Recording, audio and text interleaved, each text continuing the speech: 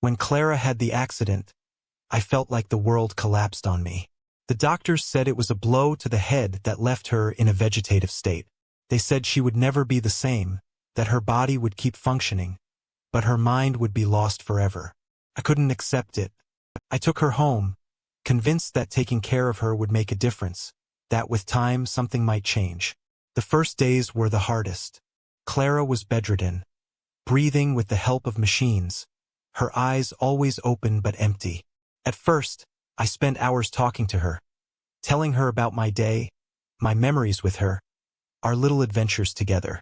But there was never a reaction, not even the slightest blink to indicate she could hear me. One night, while changing her feeding tube, I noticed something strange. Her fingers twitched slightly, like a spasm. I approached, excited, but soon noticed her nails were longer than usual. It seemed impossible since I had cut them the day before. I ignored the detail, thinking I might have forgotten, but the chill down my spine didn't fade. From that night on, strange things started happening. Sometimes I would find Clara in a different position from how I had left her. The first time, she was slightly tilted to the opposite side. Another morning, I noticed her lips seemed pressed together, as if she had been biting them. I convinced myself they were reflex movements, something normal for her condition. But things got more disturbing. One early morning, while sleeping on the couch next to her bed, I was awakened by a wet, repetitive sound, like someone chewing. I opened my eyes and saw Clara standing by the window. The breathing tube hung loosely, and her eyes were still open, but something new appeared in her expression. She seemed to be smiling, but it wasn't a normal smile. It was a twisted, unnatural grimace, as if her facial muscles were stretched to their limit. Terrified, I got up, and when I approached, Clara collapsed back onto the bed, rigid as always. I checked the monitors, the respirator, everything seemed normal. I told myself I had been dreaming. However, when I looked at the floor, I noticed small dark spots that looked like dried blood mixed with saliva, a putrid mixture that seemed to trace a path from the window back to the bed. The following days became a nightmare.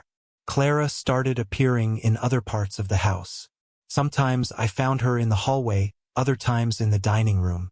She was always standing, motionless, and when I tried to touch her, her body would collapse like a lifeless sack, reverting to her inert state. Her skin began to show dark spots, like bruises that seemed to slowly spread. The most unsettling part was her nails. Longer each time, brittle and blackened. One night, as I tried to fall asleep, I heard a whisper close to my ear. "Why did you leave me alone?" I jumped out of bed, but Clara remained in the next room. Trembling, I entered and found her sitting on the bed, head tilted to the side, with a crooked smile on her face. The monitor still indicated she was in a vegetative state. Desperate, I tried talking to her, but she didn't respond. I got closer and noticed that her eyes were no longer as empty. There was a strange glint, as if something was moving behind her pupils, small dark spots that seemed to pulsate. On closer inspection, I realized they were tiny worms writhing inside her eyeballs. That same night, while looking through her old photos, I heard footsteps in the hallway.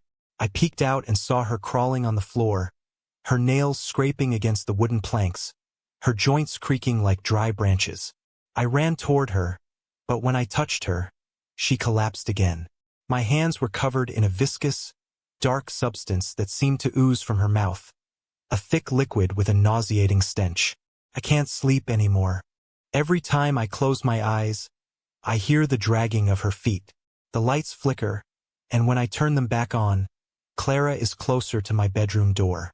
Sometimes I wake up feeling that something is watching me from the dark corner.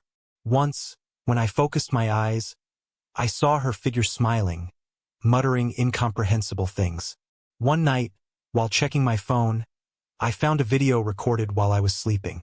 Clara was standing next to the bed, her mouth very close to my ear, whispering, "Don't leave me alone.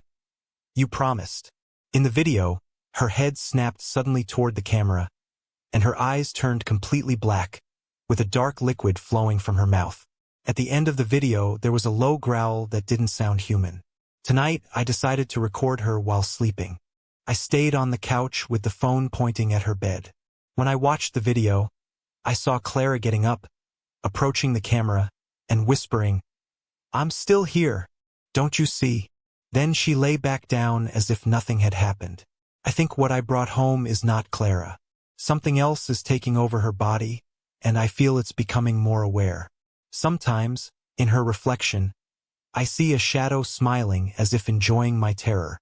But the worst part was this morning when I found the phrase "you belong to me" written on the bathroom mirror, in what looked like blood. Clara was behind me, smiling, with her eyes completely black. The room filled with a foul odor, and the reflection in the mirror smiled. But I didn't.